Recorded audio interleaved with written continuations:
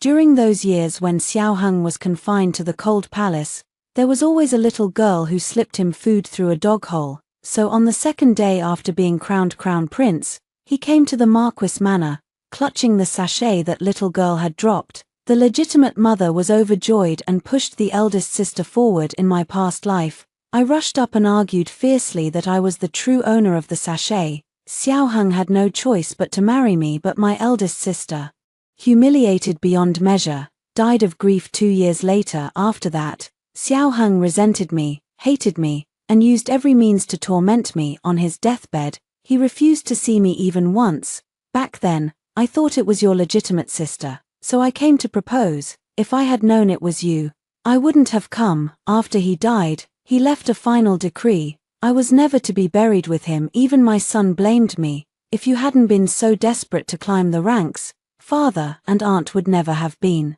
estranged. When I opened my eyes again, I was back on the day Xiao Heng came to the manor. I watched as my eldest sister, blushing, accepted that sachet. Standing at the very back, I quietly offered my congratulations. 01 in the front hall, the legitimate mother was grinning from ear to ear. Eldest sister Lin Yuni stood before Xiao Heng, holding the slightly worn sachet in her hands, her face flushed crimson.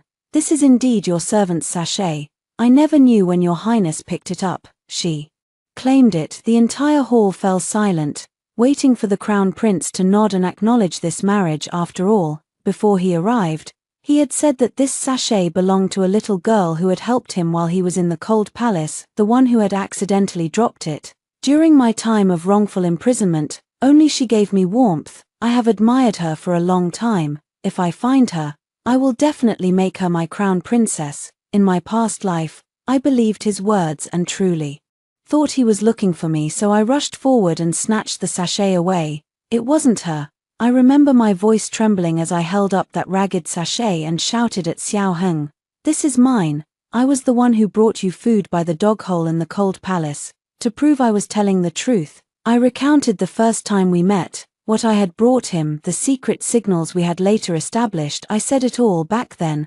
I didn't understand why Xiao Heng's gaze was so cold. Later, he married me as promised, and we spent 2 years as a respectful couple until my eldest sister died of grief. Xiao Heng began to resent me, hate me, and torment me with every means. On his deathbed, he refused to see me even once. Back then, I thought it was your legitimate sister, so I came to propose. If I had known it was you, I wouldn't have come. The misunderstanding of so many years was finally cleared. I looked up and met Xiao Heng's gaze. It was filled with a deep, unfathomable malevolence. A warning, a threat. He had also been reborn. I lowered my eyes, hiding all emotions within, and took half a step back, completely blending into the crowd. Seeing that I was sensible, Xiao Heng withdrew his gaze and said to my eldest sister, "I always keep my word. The betrothal gifts and the gift list will be sent later." The legitimate mother smiled. "Your Highness, Yuni has always been kind-hearted. She often says she can't bear to see others suffer. Back then, in the cold palace, it must have been her who couldn't bear it and secretly helped your Highness. I'll have someone fetch Yuni's birth chart. We must choose an auspicious day for the wedding." Lin Yuni stood nearby, too shy to lift her head, but the corners of her mouth couldn't help turning up. The other sisters began to whisper among themselves, their voices full of envy. "Eldest sister is so lucky. She actually saved the crown prince. It's all because eldest sister is kind-hearted. Who would have thought the other side of that dog hole was the crown prince? Eldest sister and his highness are a perfect match, truly made for each other." Listening to these words, I dug my nails into my palm. No one noticed me in the corner. After the gathering ended, everyone returned to their own courtyards. Zhongmema, the legitimate mother's trusted servant, was already waiting at the entrance of my courtyard. Seeing me, she pursed her lips and looked me up and down. "Madam requests your presence. Third miss, follow me." 02 As I followed Zhongmema into the main room, a wave of warmth hit me, and the thick incense was almost choking. The legitimate mother, Zhao, sat upright in a rosewood chair, her fingers twisting a string of agarwood prayer beads. "Come, sit." She pointed to the embroidered stool below, her tone unreadable. I sat down as instructed, my back straight, My gaze fixed on the sachet resting on her lap. Those crooked plum blossom stitches, I had embroidered them myself when I was 7 years old. The legitimate mother suddenly spoke. Uni has a gentle nature. If you made a scene in public, she would certainly be embarrassed. I lowered my eyes. This is what Yoonji should do. The legitimate mother nodded in satisfaction. You are sensible today. It's no wonder Uni has always doted on you the most among all the sisters. Everyone in the capital knew that the eldest legitimate daughter of the Marquis Manor, Lin Uni, was beautiful and kind-hearted, and she had a most beloved younger half-sister. In summer, she would always send me a few precious iced lychees when she received imperial rewards. She would also share some with me if anyone bullied me. She would be the first to stand up for me. The legitimate mother stared at me for a moment, then suddenly smiled. It's good that you understand. The position of crown princess is not something a concubine's daughter should aspire to. Once Uni marries, if you ever face any difficulties, she will naturally look after you. I nodded, keeping my posture humble. Mother is right. Your daughter has no delusions about the crown prince. Seeing the satisfied smile on the legitimate mother's face, I added, but Yoonji has one request to ask of mother. The legitimate mother narrowed her eyes. What request? I ask mother to grant me freedom in marriage. Your daughter only wishes to find a simple match and live a peaceful life. The concubines' daughters of the Marquis Manor were always pawns in political marriages. At best, they were betrothed to scholarly families. At worst, they were carried in a small sedan chair into the back courtyard of some noble as a concubine. Rather than being passively arranged by others, it was better to seek a way out for myself. 03 As I walked through the corridor, the front hall was brightly lit. I paused for a moment, peering through the half-rolled bead curtain. The floor was covered with opened red wooden chests, filled with peacock blue brocade, pomegranate red patterned satin, and whole boxes of Eastern pearls and jade. Nearly covering the blue brick floor, Lin Uni sat in the center, wearing a newly changed lotus pink gold-embroidered 100 butterfly skirt. She was holding a gold-inlaid kingfisher hairpin, smiling as she handed it to our fifth sister. This one has a bright color. It will go perfectly with your peach red padded jacket. Fifth sister accepted the gift with flustered delight, and the other sisters immediately crowded around, chattering in praise. Big sister is the crown princess now, so of course everything she has is the finest. Exactly. We'll bask in your glory later. We must thank Big Sister for thinking of us. Lin Uni listened with a smile, but her gaze drifted over the crowd and landed precisely on me. Yoonji, why are you standing outside? She called out to me in a warm, familiar tone. Come in quickly and pick something you like. His Highness sent so many things just now, I can't possibly use them all by myself. I walked over slowly, keeping my eyes lowered as I performed a respectful bow. Thank you, Big Sister. She took my hand. Her fingers were ice-cold, but her grip was firm and unyielding. There's no need for formality between us. She leaned in closer, her voice dropping to a whisper meant only for me. Thank you for today. I know that sachet was yours, but I've admired the crown prince for so long. Don't worry, I won't let you suffer for it. I looked up and met the apology in her eyes. She released my hand, turned, and lifted a bolt of bright red brocade from the chest, holding it out to me. This fabric is excellent. Take it home and make yourself some clothes. As soon as she finished speaking, the other sisters turned envious gazes on me. One bold girl said, Big Sister is too partial. Such fine material only for third sister. The eldest sister laughed heartily, fully playing the role of doting on me. Oh, that reminds me. Lin Uni seemed to recall something suddenly. Smiling as she spoke to me, His Highness just said the Imperial Observatory has matched our birth charts. The wedding date is set for 1 month from now. The one I'm most worried about is you. I'll make sure to find you a good match before I marry. With that, she patted the back of my hand. Soft laughter rippled through the room. I clutched the bolt of cloth tightly against my chest. Thank you for your concern,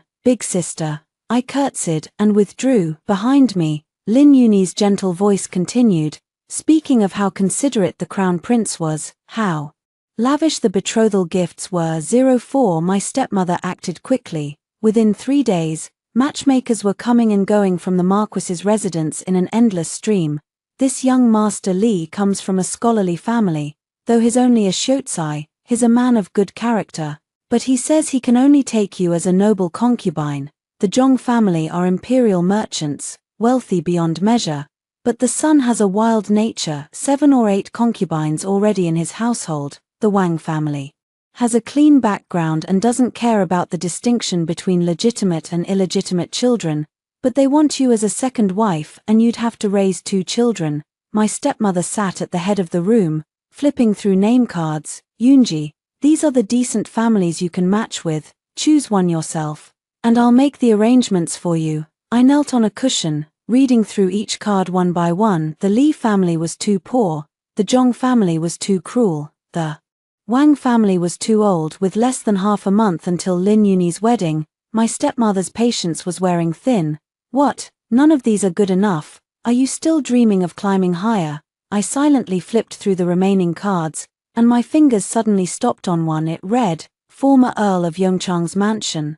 Shen Yang, 23 years old. My heart jolted. In my past life, Xiao Heng had mentioned this man back then. Shen Yang had passed the imperial examinations with distinction. The chancellor had immediately wanted to take him as a son-in-law, but Shen Yang refused publicly. He said, I will not marry a noblewoman. I will only marry a wife who shared my hardships. As a result, he was banished to the bitter cold lands of the northern frontier, never to return for decades. He never married, he died at his post. Xiao Heng had cursed him for being inflexible, but I remembered that judgment. He is an incorruptible and upright man, a true gentleman. Seeing me linger, my stepmother followed my gaze. Ah, this Shen Yang, she paused. He's a distant relative on your great-aunt's side. By seniority, he's your and Yunyi's cousin, but his family fell into decline years ago, and we've long since lost contact. Why, do you want to meet him? Lin Yunyi was also present.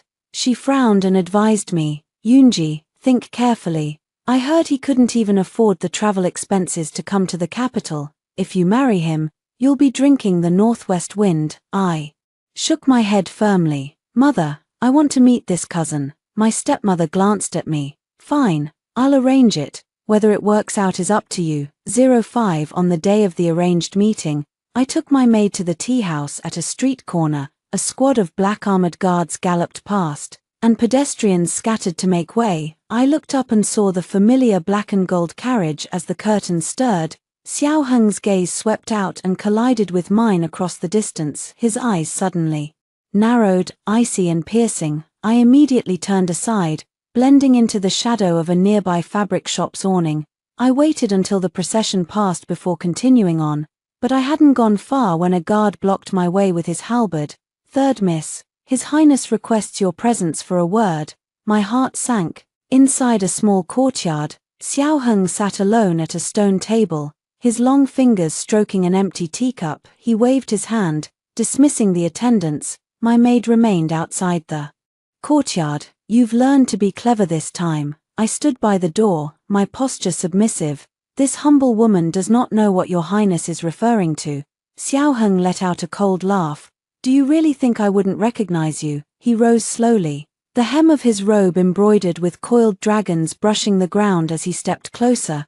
That day, even though you shrank to the back of the crowd, I saw at once that you, too, had been reborn. So this time, you're trying to soften my heart with retreat. My fingertips trembled slightly, but I kept my head bowed. Your Highness overestimates me. This humble woman would not dare, he sneered, then suddenly reached out and gripped my chin, forcing my head up.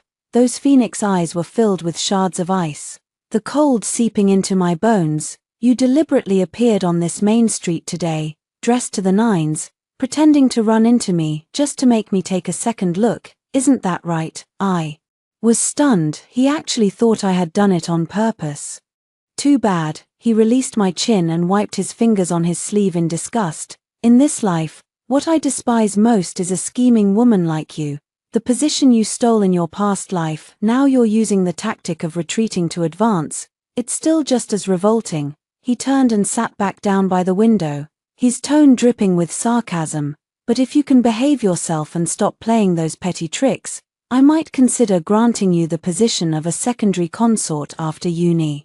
becomes crown princess. If you dare to run your mouth again and ruin my plans." He paused, a cold smile curling at the corner of his lips. "I'll make you understand what it means to wish for death but find none." 06. After Xiao Heng left, I walked out of the small courtyard in a daze. Those words, consort position, pierced my heart like a thin thorn, cold and aching as my thoughts churned in chaos. My foot missed a step. I stumbled over the green stone threshold outside the gate, my entire body lurching forward. The pain I expected never came. A hand steadied my arm firmly. The grip was gentle, yet unyielding. A faint, ethereal scent of cold plum blossoms wrapped around me, not like the blossoms blooming on branches after snow clears, but clean and crisp, like the first breath of winter. Startled, I steadied myself, hastily stepping back and lowering my head.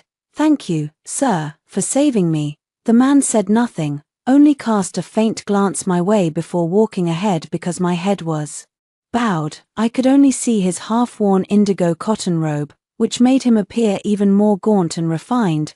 I dismissed this minor incident, thinking him just an ordinary passerby, but when I pushed open the door to the private room, I froze in place. By the window sat a man, the very same gentleman who had saved me outside the courtyard. Hearing the sound, he turned. His face was pale, almost translucent, his lips light in color, and the corners of his eyes and brows carried a scholarly air. His expression was calm and gentle, his eyes holding a perfectly measured, polite smile. "Third Miss Lin." He nodded slightly. "I am Shenyang." I steadied myself and stepped forward to greet him. Shenyang did not mention the rescue earlier, but instead spoke frankly about his family situation. He said his parents had passed away early, his family had fallen into decline, and he was now temporarily staying at an inn in the capital, living off meager savings. For this imperial examination, he had no certainty of passing. "Miss may not know." He lifted his teacup, offering sincere advice. "For a scholar from a humble background, passing the exam is no easy feat. If Miss is interested, perhaps you could wait a while. After the results are announced, you could choose a husband from among the successful candidates. More options, and a safer bet." I looked into his clear, honest eyes and shook my head, my voice soft but resolute. "Sir, you misunderstand. Yunji is not seeking a husband who will top the list and gain high office." He looked up, a flicker of surprise in his eyes. "I only wish to find someone to live a stable life with." I lowered my gaze. "Sir, there is no need to feel inferior about your background. Yunji is merely a concubine-born daughter of the Marquis's household." At these words, the room fell silent for a moment. Sunlight rippled in the tea, scattering tiny golden flecks. Shenyang's fingers, holding the cup, paused slightly. Then, the corners of his lips slowly lifted into a very faint but genuine smile. That smile was nothing like Xiao Heng's, always carrying a blade-like calculation or coldness. Instead, it was like the aura around him, clean, warm, inexplicably reassuring. He set down his teacup, his voice gentle. "Then tomorrow, I will send a matchmaker to your home." I was stunned, lifting my eyes to meet his. His gaze was calm, carrying a seriousness that brooked no doubt. The next morning, word indeed came from the main hall of the Marquis's residence. Shenyang, formerly of the Yongchang Bo family, had sent a solemn matchmaker bearing gifts to propose marriage. My stepmother, Lady Zhao, held the modest but thoroughly proper betrothal letter, her brows tightly knit. But in the end, with my nod, she accepted the engagement. 07. A few days later, Xiao Heng came to the Marquis's residence to discuss disaster relief for the Yellow River floods with the Marquis. As he passed the front hall, he happened to hear the laughter of women inside. Sweet and lively, he intended to keep walking, but his gaze involuntarily slipped through the curtains. Lin Yuni stood in the center, holding a large red begonia gold hairpin. The pendant swayed at her fingertips as she laughed, deftly pinning it into Lin Yunji's hair, and Lin Yunji looked up, her brows and eyes curved in a lively expression Xiao Heng had never seen before. "Third sister is lucky," said a girl in a yellow dress, smiling. "Big sister spoils you, not only willing to let you marry together, but even willing to share her dowry." Xiao Heng's steps halted. "Marry together." His gaze fell on Lin Yunji's face. He instinctively assumed she had told the Marquis and his wife about his offer to make her a consort. So the Marquis's household planned to have both sisters marry into the Crown Prince's residence, but that day, he had only said it in anger. As a taunt, he should have gone in, exposed the lie on the spot. Yet seeing Lin Yunji's shy, even expectant and joyful expression, he didn't. Never mind. He turned, his robe brushing past the peony petals before the steps, and left without looking back. Since she wanted it, he would give it. Just a concubine's position. 08 On the day of the grand wedding, the capital was crowded with dignitaries. Xiao Heng rode a tall horse, draped in red silk, and under the sound of drums and music, arrived before the Marquis's vermilion gate. He sat upright in the saddle, his gaze sweeping over the gate. He did not see another bridal sedan chair. A flicker of unease passed through his heart, but he quickly suppressed it. Well, Lin Yunji was only becoming a consort, a concubine. How could she be worthy of entering through the main gate alongside the crown princess? She must have been quietly carried through a side gate into the Eastern Palace's side courtyard. With that thought, he dismounted with peace of mind, took the red silk cord from the matchmaker, and led Lin Yuni, heavily veiled and robed, through all the tedious rituals that night. In the bridal chamber, red candles burned high. He looked at Lin Yuni's shy face, but occasionally, his mind flashed to Lin Yunji's always downcast eyes. He told himself it was fine, as long as she behaved. He might grant her some face. The next morning, the new bride served tea in the main hall of the Eastern Palace. The atmosphere was harmonious. Lin Yuni, dignified and virtuous, presented tea to the elders one by one. Xiao Heng sat at the head, but his gaze kept drifting toward the hall's entrance until halfway through the morning meal. The familiar figure still hadn't appeared. He set down his jade chopsticks, his voice betraying no emotion. Where is Yunji? Lin Yuni, who was holding a bowl of bird's nest porridge, paused slightly. She looked up at him, genuine confusion in her eyes. Your Highness, what are you talking about? Yunji is not in the palace. Xiao Heng's brows furrowed, his tone growing impatient. No need to pretend. That day I went to the Marquis's residence. I heard you all saying you would marry together. Now that she is a consort, she should stay in her own palace. Why hide from me? Lin Yuni's smile froze on her face. She set down the porridge bowl. Your Highness, you must be mistaken. That day, we did say we would marry together. But I married into the Crown Prince's residence. Yunji married into Qingyuan Lane. Qingyuan Lane. Xiao Heng's voice turned sharp, a cold edge creeping in. What do you mean? Qingyuan Lane? She was supposed to be my consort. Lin Yuni met his gaze steadily, her confusion now tinged with a hint of pity. Your Highness, Yunji never agreed to be your consort. She married Shenyang, the scholar from the former Yongchangbo family. They live in a small house on Qingyuan Lane. I thought you knew. The teacup in Xiao Heng's hand crashed onto the table with a deafening clatter. Scalding tea splashing across his sleeve and soaking the fine silk, he shot to his feet, his towering frame snapping taut like a bowstring, his eyes boring into Lin Yuni. What did you say? Who did she marry? Lin Yuni flinched at his sudden explosive intensity, her voice faltering. A distant cousin from the household. Yunji proposed the match herself. Mother initially disagreed, but she insisted. The betrothal gifts were sent the very next day after the meeting, and the wedding date was set in haste. Yesterday, she did leave with me, but she was heading toward Qingyuan Lane. In that instant, a cascade of images struck Xiao Heng's mind like lightning bolts. The chance encounter at the street corner, her stunned expression, his smug, self-righteous mockery. So that was it. She hadn't dressed up so beautifully to see him, nor was it some clever pretense of retreating to advance. That day, she had gone to meet another man. A surge of indescribable fury, mingled with the sting of being fooled, rushed to his head. Fine, just fine. He let out a bitter laugh, so enraged he nearly laughed aloud. On the day of the wedding, the main gate of the Marquis's mansion was draped in lanterns and colorful silk, drums and music filling the air. I changed into a brand new lotus pink bridal gown, not daring to alert anyone, and quietly slipped through the side door to board the small red-curtained sedan chair. Shenyang didn't put on a grand display either. He only prepared a few tables of wine in a small courtyard and invited a handful of close neighbors. Inside the warm, candlelit bridal chamber, he took my hand, his gaze burning with intensity, a stark contrast to his usual cold, aloof demeanor during the day. I had thought that a man so devoted to scholarly fame would have no interest in matters of love or worldly pleasures, but on our wedding night, he seemed even more eager than I was, and from then on, night after night, we were entwined. Though life was simple and hard, it was a warmth I had never tasted in either of my 2 lifetimes. He would rise early to study, and I would cook porridge by the stove. He would read by lamplight late into the night, and I would mend clothes and do laundry beside him. Sometimes, when he stayed up too late, I would urge him, "Fame and fortune are external things.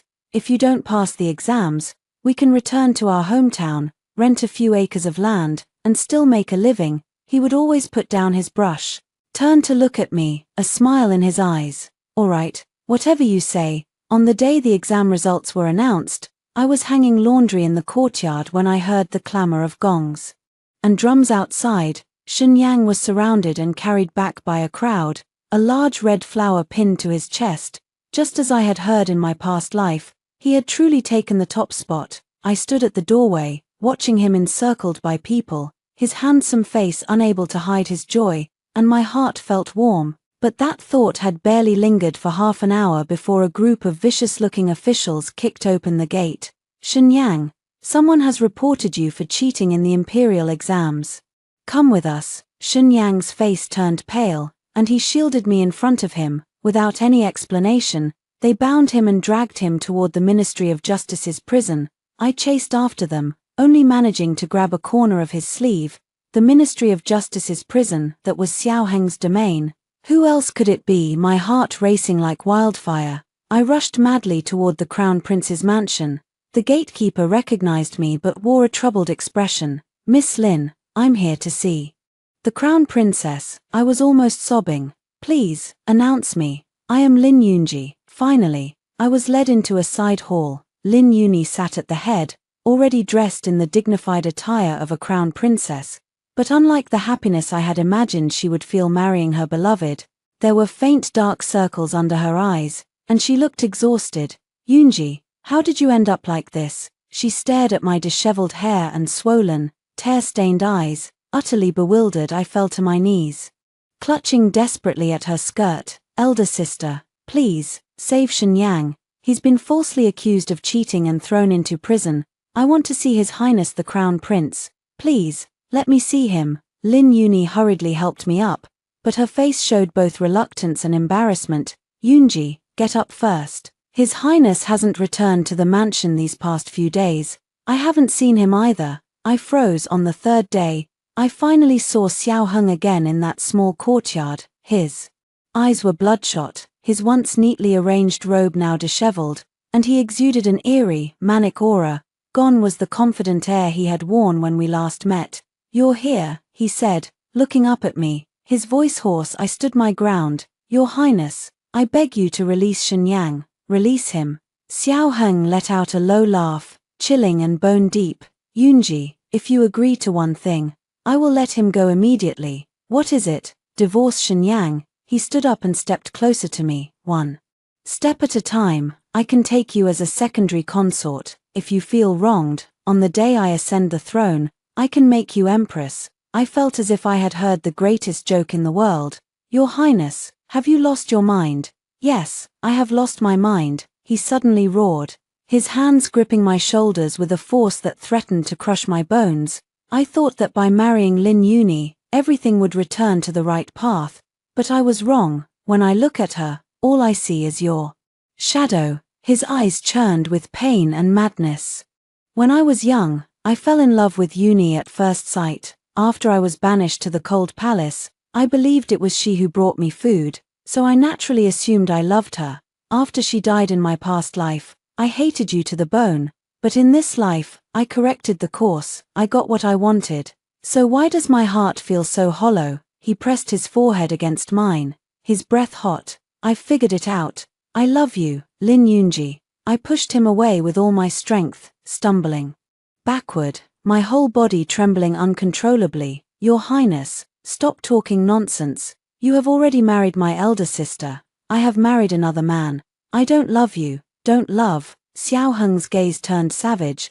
Then I will make you love me. Before the words had faded, he lunged at me, one hand clamping down on my wrist like a vice, the other roughly tearing at my collar. The sound of fabric ripping was piercing in the silent courtyard. Let me go, I struggled desperately, my eyes catching sight of the celadon vase on the corner of the table. In desperation, I knocked it over and quickly grabbed the sharpest shard, pressing it firmly against his neck. Don't touch me, or else. I stared at him, my voice trembling. Xiao Heng laughed. Instead of retreating, he stepped forward. Or else what? Are you going to kill me? At this point, you might as well kill me, and we can start all over again. I looked at him, and suddenly felt an overwhelming weariness. The broken porcelain in my hand shifted direction, and with a sudden burst of force, I slashed it across my own neck. A streak of glaring crimson instantly flowed down my snow-white neck.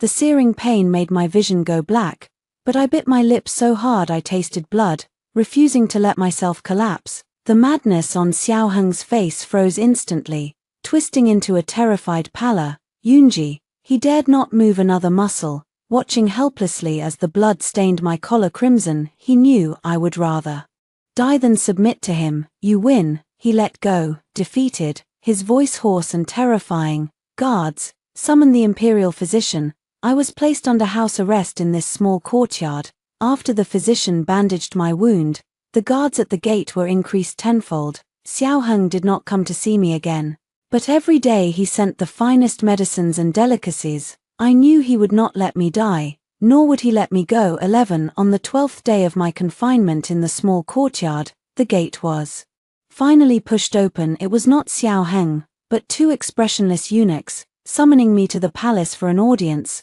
I touched the still aching scar on my neck and followed them through layer upon layer of palace gates. Inside the imperial study, the emperor sat behind his desk, staring at the memorials spread before him, his expression inscrutable. He spoke, his voice revealing neither joy nor anger.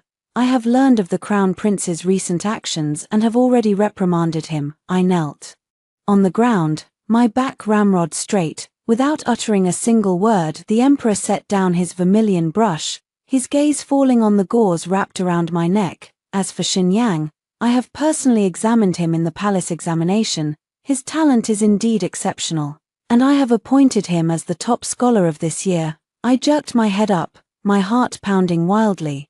But his tone shifted, a hint of imperial ruthlessness seeping through. Although the accusation of cheating has been cleared, his actions have invited criticism, making him unfit to remain in the capital. In consideration of his talent, I have specially appointed him as a county magistrate in a remote area, to assume his post immediately. You are already married to him. I can grant you a choice. Will you follow him to that bitter, cold land, or remain in the capital? The emperor stared at me, as if watching an intriguing game. If you choose to stay, I can betroth you to a collateral branch of the imperial clan, ensuring a life of wealth and honor. I kowtowed, my forehead pressing against the cold, golden bricks. I, a commoner, am willing to follow my husband to Lingnan, to the ends of the earth, in life or death. I will never leave. The emperor seemed unsurprised, merely waving his sleeve. Very well. You may go. As I walked out of the palace, the setting sun was sinking. Outside the palace gates, a familiar figure stood with his hands clasped behind his back. Xinyang wore a brand new official robe, neat and upright. He turned around, saw the wound on my neck, and his eyes instantly reddened, but he didn't ask. I could hold on no longer. I rushed over and hugged him tightly, sobbing uncontrollably in his arms. I'm sorry, I dragged you down. You had already become the top scholar, but because of me, you have to go so far away. Nonsense. He cut me off, his arms wrapping tightly around me, his hand gently patting my back. The capital is bustling, but it's useless without you by my side. We went back and packed only 2 changes of coarse cloth clothes before dawn the next day. A simple donkey cart carried us out of the city gates. On the city wall, Xiao Heng, in his crown prince's robes, stood at the highest point. Beside him, the emperor stood with his hands behind his back, his voice cold. Look at what you've done, all for a woman, driving a wedge between husband and wife, giving others a handle against you. if the crown princess hadn't revealed everything. I wouldn't have known you were capable of such things. Xiaoheng said nothing, his fingernails digging into his palms until they drew blood. I am punishing you with confinement to the Eastern Palace, for 10 years. If you dare to set foot outside the capital again, I will depose you as crown prince. The emperor flicked his sleeve and left. Xiaoheng stood alone in the wind, watching the donkey cart grow smaller and smaller in the distance. 12. The emperor was, after all, a man who valued talent. What he called remote was merely far from the capital, not a barren wasteland. Here, Shenyang displayed his talents to the fullest. He built irrigation systems, cleaned up the bureaucracy, and encouraged farming and sericulture. In just 3 years, this once barren land began to show signs of peace and prosperity. Our life, too, was like the loquat tree in our courtyard, growing greener and more lush with each passing day. In the 2nd year after our arrival, I gave birth to a daughter. Delicate and lovely, the very image of Shenyang. I often received letters from the capital, mostly from my elder sister, Lin Yuni. The handwriting on the paper was still graceful, but it had lost its former spirited brilliance, the lines between the words carrying a faint weariness. In her letters, she apologized to me, saying she shouldn't have coveted what wasn't hers back then, stealing the position of crown princess that was rightfully mine. She said that now, she and Xiaoheng were merely strangers sharing the same bed, their hearts miles apart. Xiaoheng was busy with state affairs, mostly sleeping in his study or the duty room. Even when he returned to the bedchamber, they each occupied a corner, facing each other in silence. Yunji, I've come to understand now, she wrote, instead of waiting for him to change his heart. It's better to hold on to my child and have something to look forward to. I traced the slightly smudged ink on the letter paper, a mix of emotions churning within me. I wrote back to her, sending candied fruits and coarse linen from Lingnan. She reciprocated with silks and books from the capital, until one day, I received only a single, thin sheet of paper. On it was written, Yunji, do not write back, do not send anything more, they all fall into other hands. Take care, do not worry. My heart sank heavily. I didn't need to ask. I understood that other hands could only be Xiaoheng. From that day on, all contact with the capital was completely severed. Time passed swiftly. 10 years flew by in the blink of an eye. Shenyang, through his excellent governance and outstanding achievements, rose step by step from county magistrate to prefect, and then to a high-ranking regional official. He was upright and incorruptible, beloved by the people. The top scholar of that year had finally, in this southern land far from the center of power,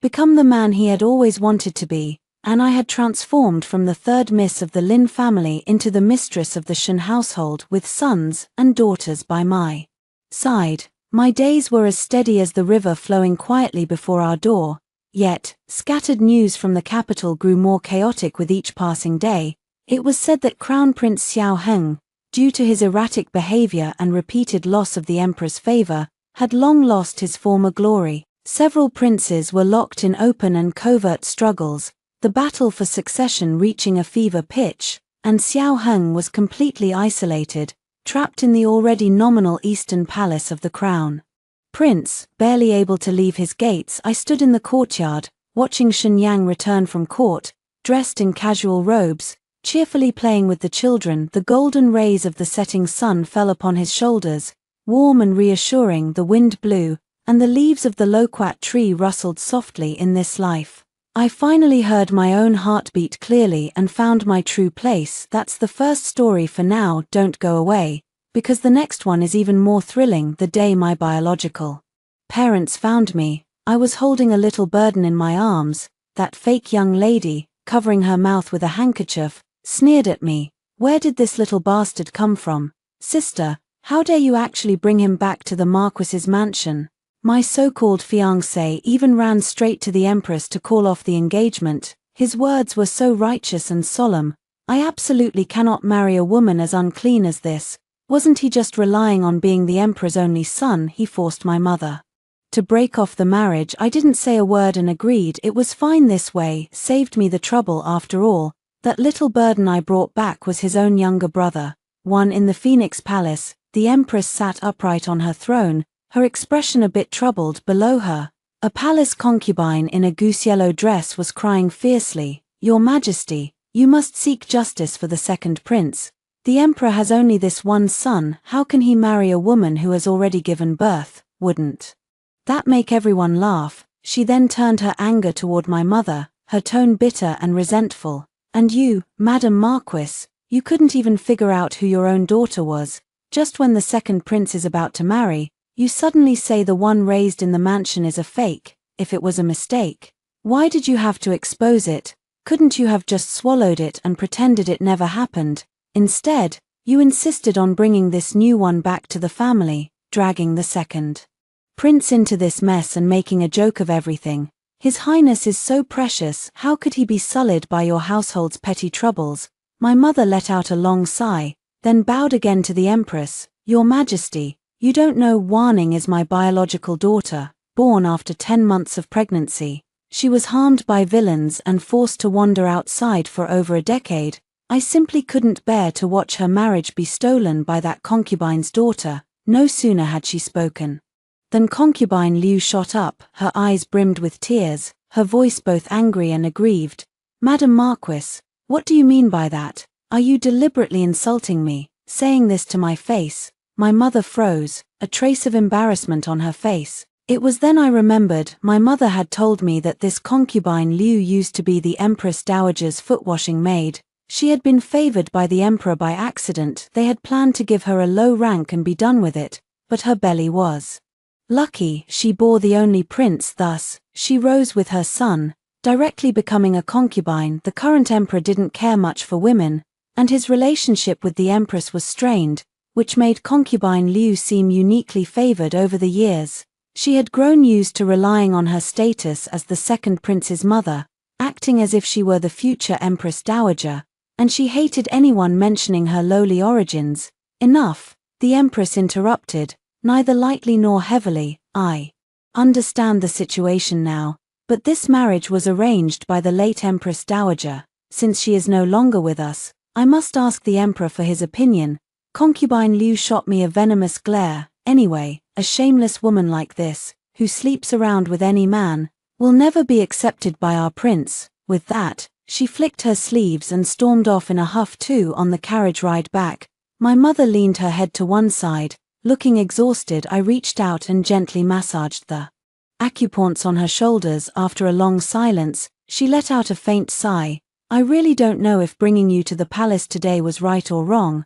I had always thought I was an orphan abandoned by my parents. Only later did I learn that someone had hidden me away and swapped me out behind my mother's back. The one who replaced me was my father's illegitimate daughter from outside. She took my identity, my love, and my prince fiancé." After a while, I asked softly, "Mother, you must know the royal family would never agree to the second prince marrying me, so why did you still go to the palace?" She lifted her eyes and smiled. "If I didn't go to the palace, how would the outside world know your true identity? You see, I kept today's visit a secret from your father and grandmother.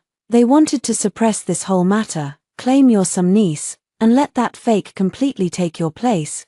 How could I allow that?" She looked at me, a deep hatred burning in her eyes. "I'll make a scene, shatter their dreams." Back at the mansion, my mother first accompanied me to the Autumn Lotus courtyard to see Yia. He was still very small, sleeping soundly on the bed, his face peaceful. We had barely sat down when a servant came to report that the old madam requested our presence. My mother let out a cold laugh, pulling back the hand that was about to touch Yia's cheek. "They're quick, I'll go see them right away." She stood up, then looked at me with some worry. "I'm fine on my end, but you, if I had known, I should have curried favor with concubine Liu. Instead, I offended her. When she becomes Empress Dowager, I'm afraid."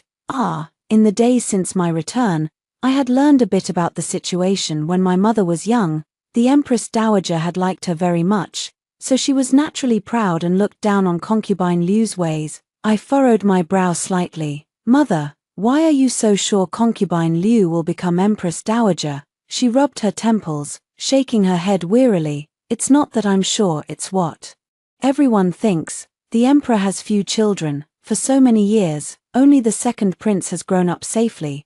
Who else could it be? He can't just abandon his own son and adopt someone else, can he? I lowered my eyes, thought for a moment, then spoke. What if the emperor has more than one son? My mother burst into laughter. That would be a blessing from heaven. If the emperor had another son, and that son's mother had a decent status, those stubborn old men in court wouldn't be so fixated on the second prince. But how could that be possible? The emperor rarely even visits the harem now, let alone has any concubine carrying his child.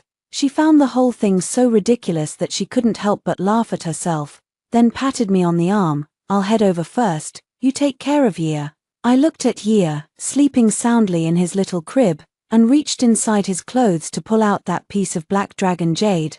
I stared at it for a long, long time, turning it over in my hands, before tucking it back, closing my eyes. I took a deep breath. That jade, he gave it to me on our wedding night. He joked back then that he was penniless, didn't even know who he was, and that this jade was all he had to give me, something to pass on to our child someday. Today, I saw an identical piece of jade on the second prince, so he hadn't lied to me that day when he said goodbye. He really was the emperor. 3 years ago, I accidentally ended up involved with a stranger while trying to save him. Later, he lost his memory and said he wanted to take responsibility for me. We had no family, no blessings, just a simple bow to heaven and earth as husband and wife.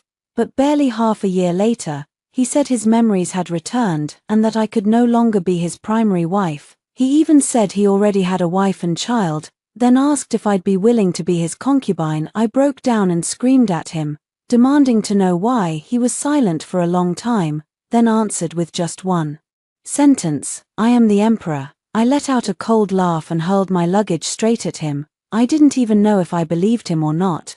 I'd rather be a poor man's wife than a rich man's concubine.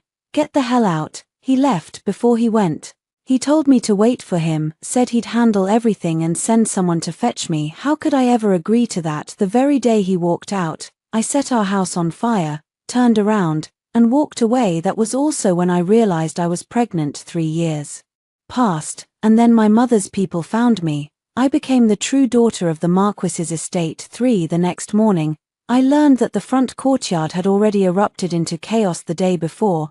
Grandmother was so angry she fell ill. My father, in a fit of rage, handed over all the household management to that concubine Chun. My mother locked herself in her courtyard, refusing to see anyone. My maid, Biha, sobbed as she recounted everything that had happened yesterday. It turned out that my father and grandmother were furious at my mother for taking matters into her own hands and going to see the empress.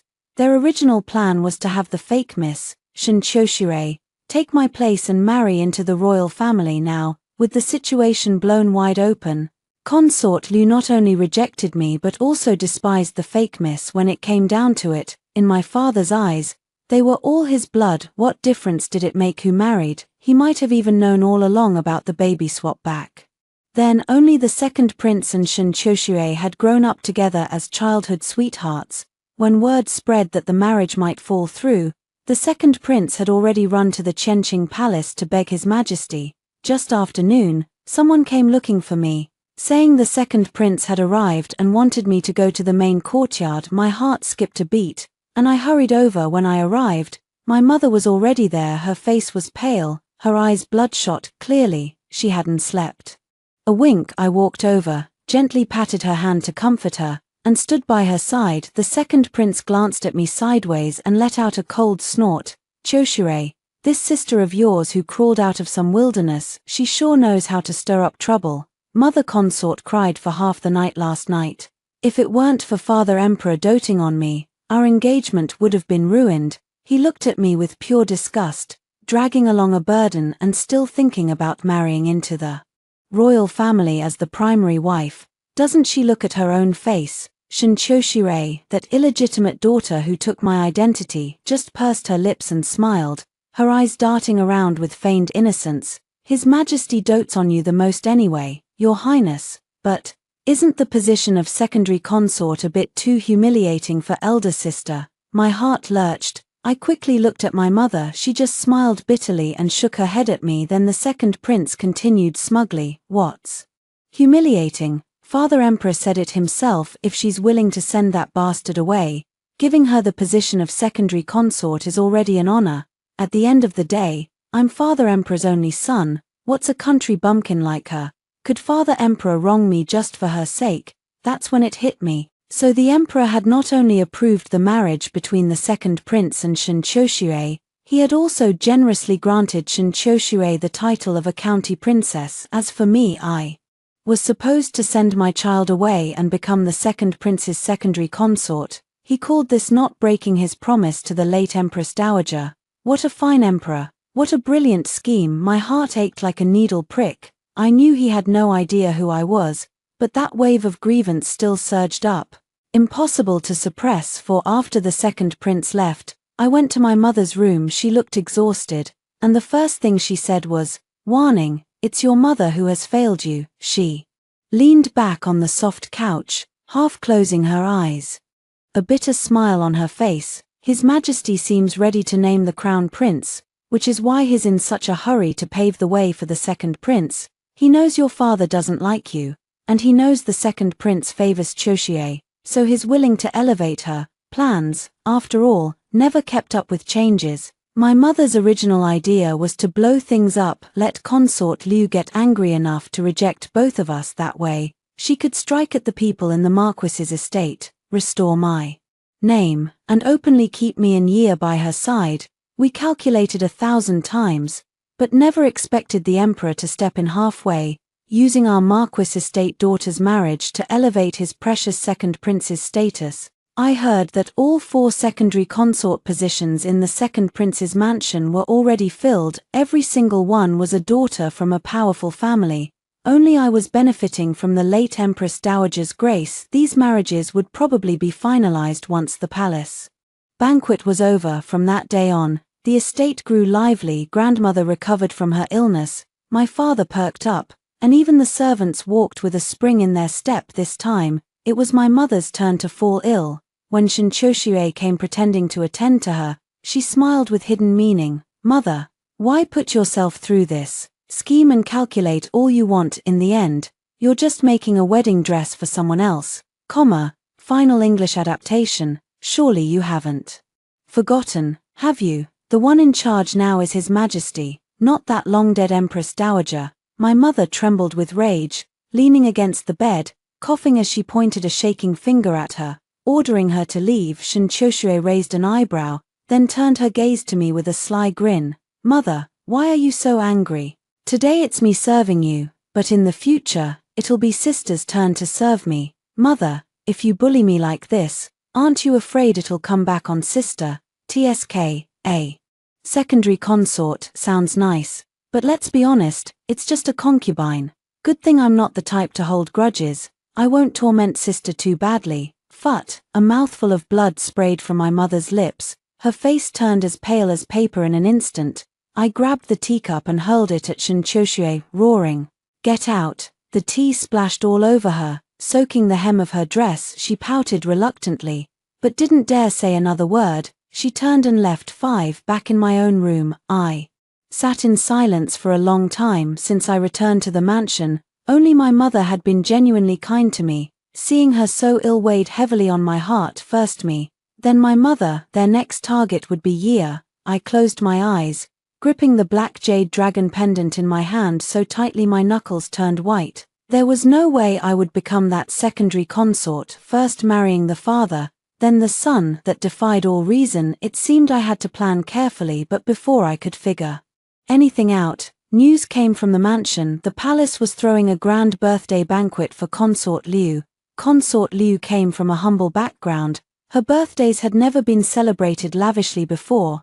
This was the first time. It seemed my mother was right. The emperor wanted to appoint a crown prince, so he was starting to elevate Consort Liu and her son. Ever since the second prince sent word, Shin Choshue had been desperately currying favor with Consort Liu. Now that she heard about the grand banquet, she was even more determined to shine, and the second prince had vaguely hinted that His Majesty might officially announce their betrothal that very day. Another 10 days passed, and the day of the palace banquet arrived. My mother, forcing herself to stay strong, took me and Shin Choshue to the banquet. Perhaps afraid of tarnishing her reputation, Shin Choshue stayed relatively quiet along the way, Not daring to cause trouble at the banquet, I saw Pei Chengyuan. It had been 3 years since I last saw him. He had changed a lot. He wore a golden dragon robe, sitting high on the dragon throne. His face was still handsome, but his demeanor was calm and commanding, exuding an aura that kept everyone at a distance.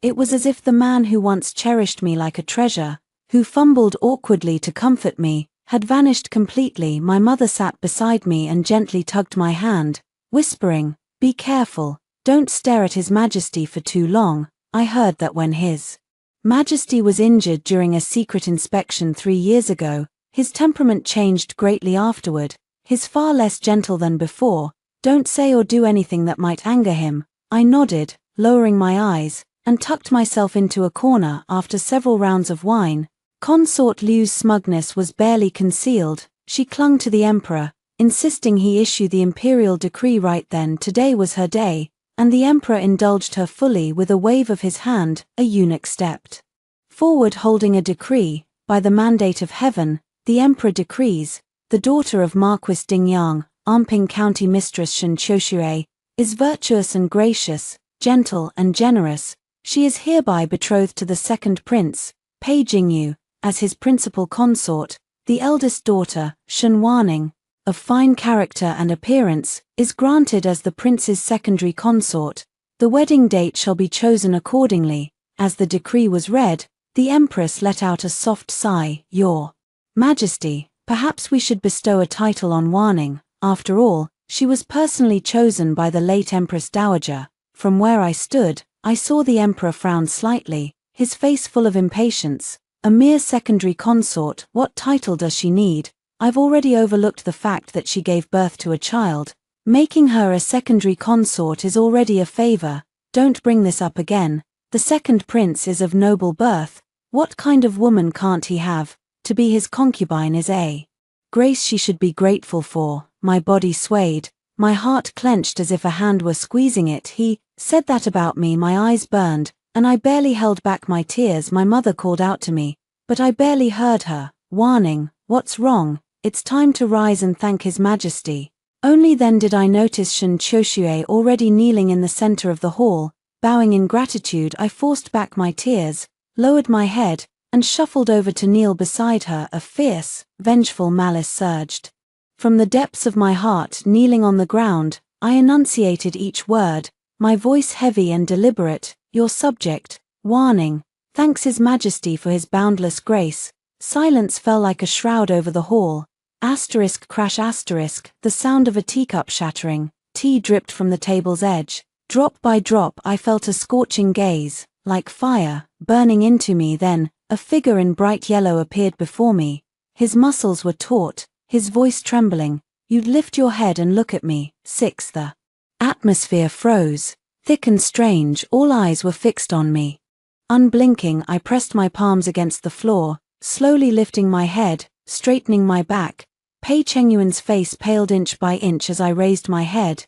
Even his lips trembled. I just looked at him calmly, saying nothing. Soon, he closed his eyes. When he opened them again, his gaze had cleared. He clasped one hand behind his back, sweeping his eyes across the hall, taking in everyone's expressions. Finally, he looked at my father and said, "Your daughter looks remarkably like an old acquaintance of mine." With those words, he explained away his earlier lapse in composure. The crowd breathed a collective sigh of relief. For the rest of the banquet, he never glanced at me again, but when he laughed and talked with others, there was a hint of distraction. Half a cup of tea later, he stood up, preparing to leave. Consort Liu, seeing him about to go, immediately pressed herself against him, clinging to his arm and pouting. Pei Chengyuan's steps faltered. He instinctively shot a glance in my direction before pushing aside Consort Liu's hand, soothing her. "Don't be foolish. I still have important matters to attend to. I'll spend time with you another day." The consort seated behind him rose as well, bowing respectfully to see him off. I withdrew my gaze, using my sleeve as a shield as I took a sip of wine. Inside, a cold laugh curled. Of course, he had a wife and children, and even a whole host of concubines to boot. After finishing that cup of wine, a palace maid came to refill it, accidentally spilling some on my skirt. Watching her unhurried demeanor, I understood at once. Pei Chengyuan wanted to see me. Sure enough, the maid led me to a secluded palace. Pei Chengyuan stood with his hands behind his back by the window. He had shed his dragon robe for casual attire, which lent him a faint trace of the man he once was. His eyes locked onto mine, black irises churning like a storm, his voice hoarse. Why did you leave without a word? Why didn't you wait for me, since you've come to the capital? Why haven't you sought me out? 3 questions, one after another. I couldn't answer a single one, so I simply lowered my head and stayed silent. He grew agitated, stepping forward and gripping my shoulders tightly, warning, answer me. I slowly pushed his hands away, a malicious smile curling at the corner of my lips. Your Majesty, please show some restraint. I was just granted to the second prince as a secondary consort. We have different standings now. He froze, his face instantly turning ashen. Furious, he paced back and forth in place. Are you blaming me? You know I didn't realize it was you. If I had known earlier, how could I have? I lifted my head, cutting him off with a cold laugh. Of course, Your Majesty didn't know. You're busy with state affairs day and night, paving the way for your own son. Granting a secondary consort is nothing, right? A woman with a sullied past, carrying a child, being made a concubine is already an immense favor. That was someone else. He spun around abruptly, eyes reddening. How could you be like them? When his gaze met mine, something seemed to dawn on him. He froze entirely. After a pause, he asked cautiously, that child, is it mine? In those 6 months in the countryside, I'd never seen him wear such an expression. Now, his face carried a glimmer of hope. Watching me so carefully, it took a long moment before I nodded. He was instantly ecstatic, pulling me into a tight embrace, warning, rest assured, I will find a way to bring both you and the child back. Don't worry about the secondary consort matter, I'll handle it. I looked up at this face, both familiar and strange. He was past 30, yet time seemed to have left no mark on him. Handsome, possessing everything I'd heard of his deeds, ascended the throne young. A born emperor, from officials to commoners, no one had a bad word for him. He had every right to be proud, to command a harem of 3,000 beauties. Someone like him, perhaps. I shouldn't have held it against him. I lowered my eyes, offering no reply. 7. Back at the mansion, everyone was exhausted and retired to their rooms. The next morning, however, they all gathered in grandmother's chamber to pay their respects. Shin Choshure was nestled in grandmother's arms, acting spoiled. Grandmother stroked her hair while scolding my mother in a measured tone. The emperor's intention to appoint a crown prince is clear now. Choshure will be the proper crown princess. Don't favor that outsider anymore. If you can't distinguish what's important, the position of mistress of the Shun family will truly have to change hands. She then glanced at me. As for that bastard child warning brought back, the palace has already sent someone. You two can say your goodbyes now, then send the child away. Make sure he never returns. It's better than angering the emperor and his highness. My mother's face, which had been relatively calm, instantly cracked. No, even if the child must be sent away, I should arrange it. How can they just dispose of him as they please? Grandmother slammed her cane heavily on the ground, roaring, nonsense. When the palace sends someone in person, do you have any say in the matter? My mother wanted to argue further, but I quietly tugged at her sleeve. Shaking my head silently, he said to wait 2 days. I hadn't expected Pei Chengyuan to move so quickly. In Yi's room, the palace's envoy was already waiting. It was eunuch Chen, the emperor's most favored attendant. When he saw me, his face bloomed like a chrysanthemum. Bowing humbly, Miss, rest assured, His Majesty has given full instructions. I wouldn't dare slight the young master. Yi was a clever child. He didn't cry or fuss. He just stared at me with pleading eyes as eunuch Chen carried him onto the carriage. I lowered my head, my eyes suddenly stinging. This child had never been apart from me since birth. Eunuch Chen comforted me. Miss, don't worry, your fortune and the young masters are still ahead. A flurry of hurried footsteps approached. It was my mother, followed by Shin Choshui and the others. My mother's face was pale, stumbling as she rushed toward the carriage. So soon, where's Yi? I blocked her, burying my face in her shoulder and sobbing softly. Mother, the child has been taken away. My fingers subtly pressed into her palm. She froze, looking at eunuch Chen, who nodded politely to her, then back at me. Her eyes grew thoughtful by then. Shinchoshure had caught up, her cheeks flushed from running. Seeing eunuch Chen, her eyes lit up. The servants only said someone from the palace came. I didn't expect it to be eunuch Chen himself. How rude of us. Would you like to stay for tea before you leave? Eunuch Chen shook his head with a smile, still maintaining his deferential demeanor. Miss, you're too kind. I have business to attend to, so I won't impose. Then I won't keep you. Thank you for making the trip yourself. His Majesty truly cares for His Highness, even sending someone personally for such a small matter. Eunuch Chen squinted slightly, smiling but saying nothing. The sound of his carriage faded into the distance before Shinchoshue even bothered to glance my way. A smug, triumphant smirk curled her lips as she said, "Now you see how much the Emperor values the second prince, don't you? Still foolishly dreaming of keeping that bastard child. Well, that depends on whether His Majesty agrees." I ignored her completely. I simply helped my mother by the arm and escorted her back to the Zhenjia pavilion. Only when we were completely alone, with no prying ears nearby, did my mother sit across from me. Her expression turned serious, her voice low and deliberate as she asked, "Warning, tell me the truth. Yea, whose child is he really?" I let out a soft, resigned sigh. "He is His Majesty's." What? She shot to her feet, her eyes locked onto mine, wide and unblinking. "It's actually His Majesty's. So, yesterday, at Consort Liu's banquet, when His Majesty lost his composure in front of everyone, it was because he recognized you, wasn't it?" I nodded slowly. She sank back into her seat, her fingers gripping the armrest so tightly that her nails turned white. The turmoil inside her was palpable, excitement and confusion tangled together in a knot she couldn't untie. "No wonder. I never imagined it would be like this. So that's how it is." She lifted her head again, fixing me with a searching gaze. "And has the Emperor said when he will bring you back to the palace?" I paused, then turned the question back on her. "Mother, do you think I should enter the palace?" Her brow furrowed in surprise. "Of course you should. You are the birth mother of a prince. Where else would you go if not the palace?" I fell silent. I didn't answer. It seemed everyone assumed I would obediently walk into that golden cage, as if it were my only rightful destination, my best possible future. But none of them knew the truth. All I ever wanted was to find an ordinary man, become a proper wife, and live a quiet, peaceful life. Now, that choice had been stolen from me. The Hu mansion buzzed with growing excitement as two young ladies prepared for their weddings.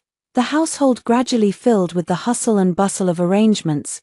Just as the wedding preparations reached their peak, a thunderbolt of news struck from the palace, a revelation so shocking it left the entire capital reeling. In grandmother's chamber, Shinchoshire nearly tumbled from her chair in sheer disbelief. "What did you say? The Emperor has another prince outside the palace. How is that possible?" My father paced restlessly across the room, his agitation clear in every step. "It's absolutely true. At today's morning court, His Majesty personally carried the child before the assembled officials.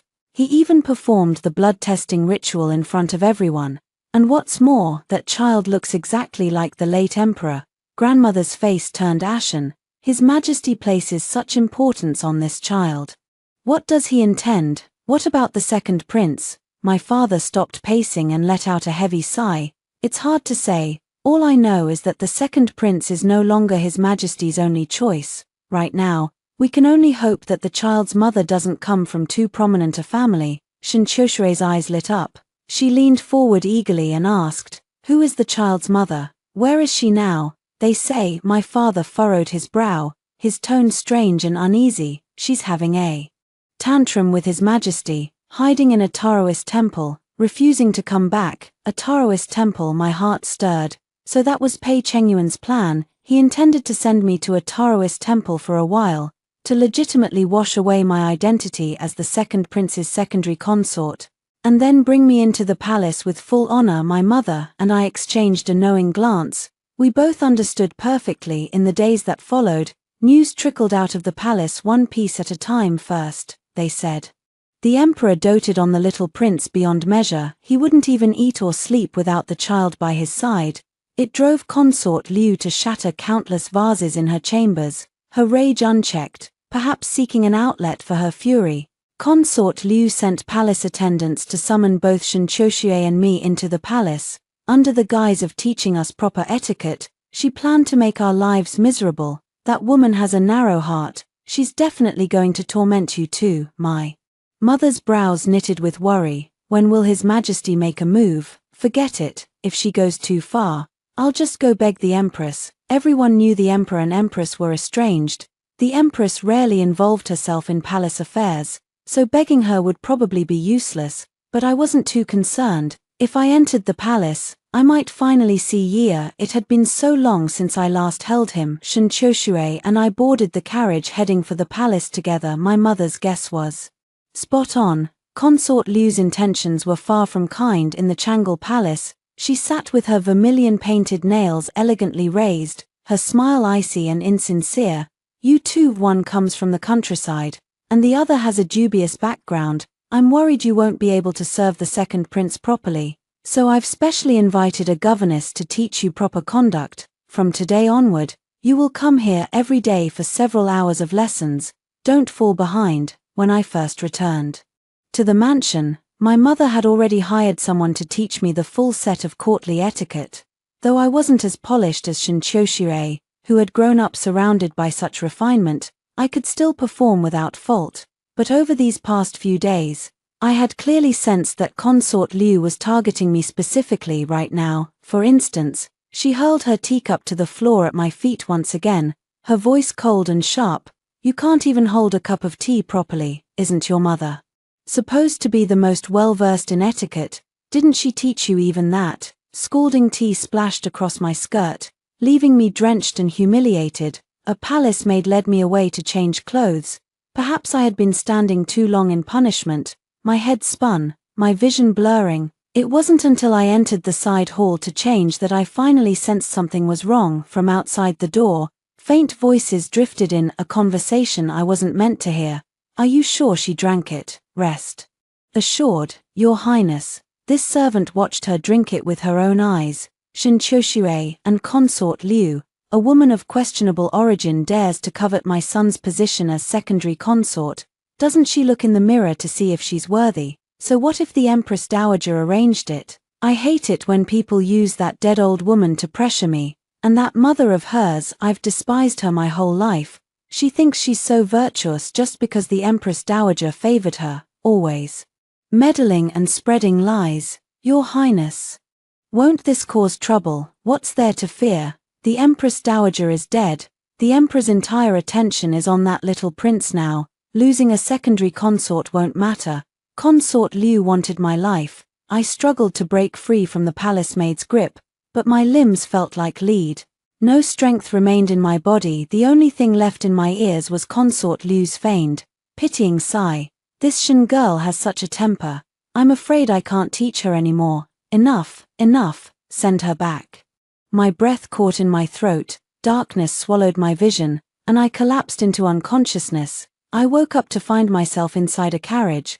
My entire body felt weak and limp, every muscle screaming with exhaustion. With all the strength I could muster, I lifted the curtain. Outside, driving the carriage, was none other than our Marquis's usual coachman, but the world beyond the carriage was barren and desolate, and not far ahead, there was a sheer cliff, a bottomless abyss. The moment that coachman saw me awake, his whip cracked faster against the horse's flanks. His face was twisted with a kind of desperate, reckless resolve, as if he had already abandoned all hope. He had been bought off long ago. As the cliff rushed closer, a wave of overwhelming terror and bitter unwillingness crashed over me, drowning me completely. I didn't want to die. I hadn't seen Ye yet. I couldn't die. Just as the carriage reached the edge of the cliff, the horse let out a piercing whinny. The entire carriage, man and beast alike, plunged over the side. My body fell uncontrollably into the abyss, weightless and helpless. But in that split second, as the wind howled past my ears, a hand grabbed me, gripped me with iron strength. I opened my eyes and saw Pei Chengyuan's face, etched with deep concern. He was holding me tightly against his chest. Warning, wake up, warning. The overwhelming joy of surviving death, mixed with the lingering terror, shattered me completely. I couldn't control myself. I sobbed violently in his arms. Why did you only come now? His eyes were filled with heartache as he stroked my long hair. It's my fault, I've let you suffer. But in my mind, all I could see was Consort Liu's delicate yet venomous face. Hatred burned through me. I grabbed his collar, my teeth grinding as I spat out the words. It was Consort Liu. She tried to kill me. His brow furrowed slightly, his expression turning complicated. I know, at that moment, I didn't notice my own fingers. Trembling with rage, she humiliated me again and again, and now she wanted to kill me. Yuan, you have to avenge me. The air suddenly grew still, only the sound of the wind howling past our ears remained. A long moment passed before I sensed something was wrong. I lifted my head and looked at him. The hand that had been stroking my hair had already withdrawn. He let out a long, heavy sigh. Warning, he said coldly. You've crossed the line. I froze completely. I stared at him, my heart sinking. Sinking, bit by bit into an icy abyss. This was the same man who, once, would argue with a street vendor over a few extra coins charged to me. This was the same man who, once, couldn't bear to see me suffer the slightest grievance. But now, after I had narrowly escaped death, he spoke to me in that cold, distant tone. You've crossed the line. He seemed to notice my gaze. He pursed his lips uncomfortably. The moment I learned you were in danger, I dropped everything and came personally to find you. I was afraid that if I was even a moment late, something would truly happen to you. Warning, you need to think about me too. This is a critical time for establishing the crown prince. I cannot touch Consort Liu. Wait a little longer. Alright, after all, she is the biological mother of the second prince. My body felt as if it had plunged into an ice cellar, bone-chilling cold. I had thought, deep down, that I was different to him, that I mattered more. I paused for a long time. Before I finally spoke, my voice barely a whisper. And what about Ye? He was silent for a moment. I've thought about it for a long time. Of course I love Ye. But the news that the second prince will be made crown prince has already been leaked. If I change it now, the second prince, he will have no way to survive. Warning, the second prince is also my own flesh and blood. Don't make things difficult for me. Alright, 9 in the end, Pei Chengyuan sent me to a Taoist temple before he left. He told me that once the storm had passed, he would send someone to bring me back and welcome me into the palace. I spent 3 days in that temple, dazed and numb. On the 4th day, the empress came. She was dressed in a sleek set of night attire, a long sword in her hand. She looked heroic and vibrant. It was the first time I had ever seen her so full of life. In the palace, she had always been calm, like a living corpse. Silently, I poured her a cup of hot tea. Your Highness, you've won. I agree to what you proposed. A delighted smile spread across her face. She sat down leisurely across from me. I'm glad you've come to your senses. I told you long ago, the Emperor does have feelings for you. But that's all they are. If you don't think for yourself and for Ye, you will die a miserable death in the future. Do you really think the Emperor didn't know about the humiliation you suffered in Consort Liu's palace for those days? Do you know what he said? He said you were too stubborn. Because you couldn't be his principal wife, you made a scene and threatened to leave with the child. He said you needed to learn some discipline, to temper your temper. Of course, he also had people watching, so you wouldn't truly suffer too much. That's also why he was able to discover the assassination attempt so quickly. All of this was told to me personally by Eunuch Chen.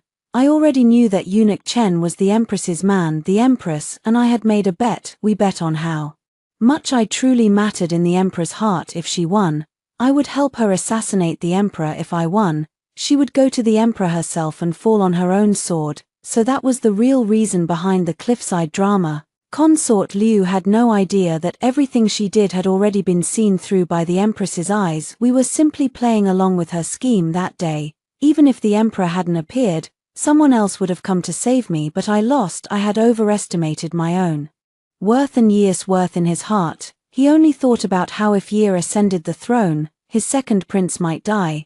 But did he ever think that if the second prince ascended, would Consort Liu spare me and Ye? He said he would protect Ye, but I no longer believed him. I agreed to the Empress's request. In return, She would use all her power to help me put Yi on the throne as the crown prince. It was also on that day that I learned just how much she hated Pei Chengyuan. It turned out that years ago, in order to marry her and secure his own throne, he had secretly murdered her fiancé. In this man-eating cage, every single day I live, I think only of making him pay for Lin Lang's life, but unfortunately, he's like a fortress impervious to swords and arrows, and he doesn't indulge in women. For so many years, he only had the second prince, and that consort Liu was useless, until I found you.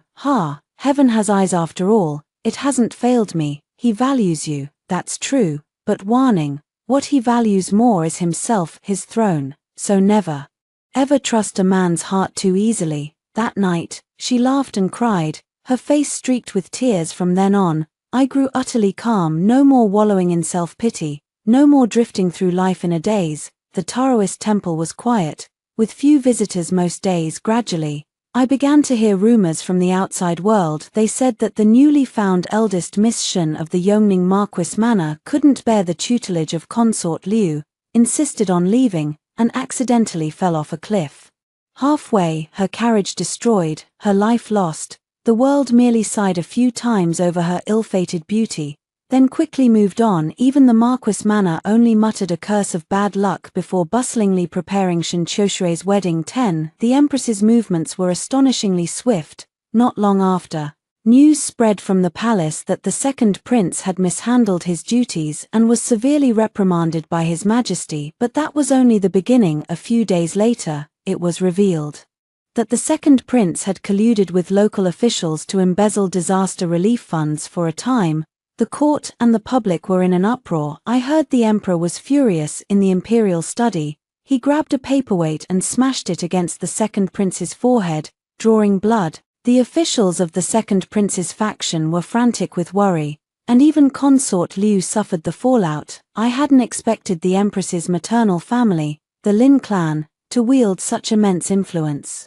But then again, if they were just an ordinary family, the emperor wouldn't have gone to such lengths back then, killing her beloved just to win her hand in marriage. Over the years, the emperor had always feared the Lin family, steadily weakening their power. The empress told me that the Lin clan would fully support me and the third prince, Pei Cheng-I. The only condition was that when Pei Cheng-I eventually ascended the throne, he must treat the Lin family well. A few days later, news came from the palace that the birth mother of the third prince, Consort Chen, would be welcomed into the palace. Consort Chen was the title given to the third prince's mother, and also the title Pei Chengyuan bestowed upon me. Chen, the abode of emperors, the pinnacle of supreme honor. I understood now. Pei Chengyuan's resolve to establish an heir was wavering. He was beginning to turn his gaze toward my year. The day I entered the palace, the sunlight was perfect. All the concubines in the harem, every prominent noblewoman in the capital, they were all present. It showed how much the emperor valued me. I wore a heavy red gold phoenix crown inlaid with southern pearls and begonia blossoms, bowing slowly before him. I had never been so elaborately dressed. Pei Chengyuan's eyes were fixed on me, stunned. After a long moment, he took my hand and said, his voice choked with emotion, "It's good that you're back." The noble women were equally frozen in place. I had seen a few of them during my visits to the palace. Someone immediately recognized me. "May I ask, Consort Chen, are you from the Shen family of Yongning Marquis Manor?" I smiled and nodded. Then it dawned on everyone, so that's how it was. After all this scheming, the emperor had orchestrated this grand drama just to wash away the tainted title of second prince's secondary consort from me. So when His Majesty traveled incognito, he met the hidden pearl that was Consort Chen. This is truly a match made in heaven. Congratulations. Indeed, indeed. Only someone with Consort Chen's character and beauty could give birth to such an intelligent child as the third prince. Amid the flattery and chatter, only my grandmother and Shen Qiushui stood pale-faced. Equally pale was Consort Liu, standing beside the empress. She looked as if she'd seen a ghost, utterly terrified. Stumbling backward uncontrollably, the empress, amused, gave her a tug. Consort Liu flinched so hard she nearly fell. That night, Pei Chengyuan stayed with me until dawn the next day. After his morning court, I went to bring him food, but he flew into a rage at me. Memorials were strewn all over the floor. His eyes were bloodshot as he glared at me, warning.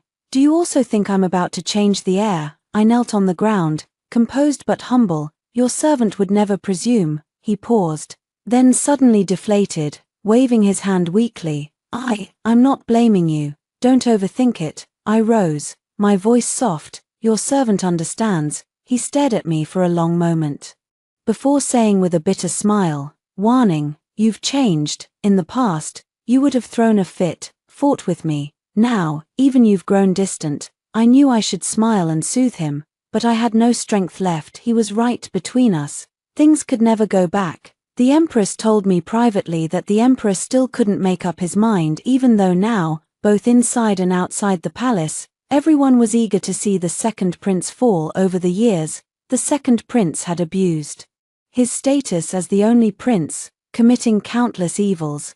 Now that the wall was crumbling, everyone was pushing him down. It was no more than he deserved. As for the Yongning Marquis manor, they'd been desperately trying to send me messages. I only saw my mother. She told me my father had sent word.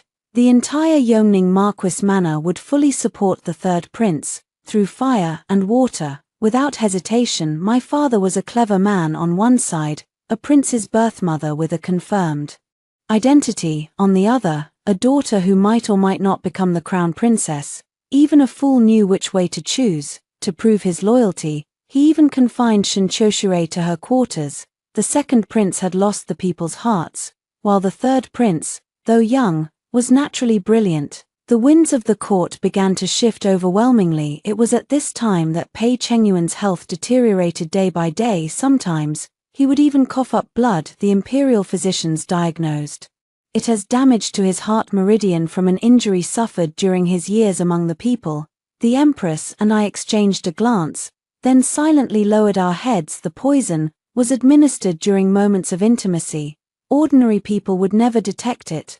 No matter how they investigated, they could only find a weakened heart meridian. The matter of establishing an heir had become urgent, but still, one final catalyst was needed. That opportunity came when the second prince, desperate to prove himself, volunteered to lead troops in exterminating the sea pirates.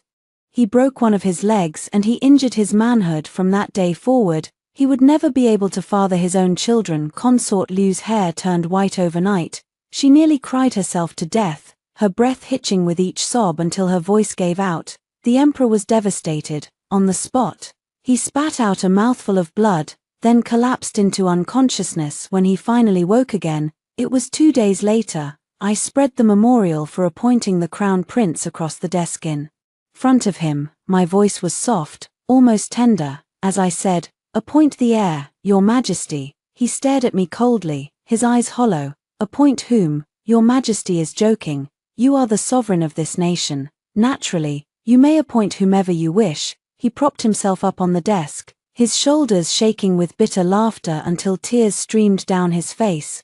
Warning, how did we end up here? You, all of you, everyone is forcing my hand. I only wanted to keep the balance. I only wanted all of you to live together in harmony. Why is that so difficult? Why must you all make things so hard for me? I said nothing.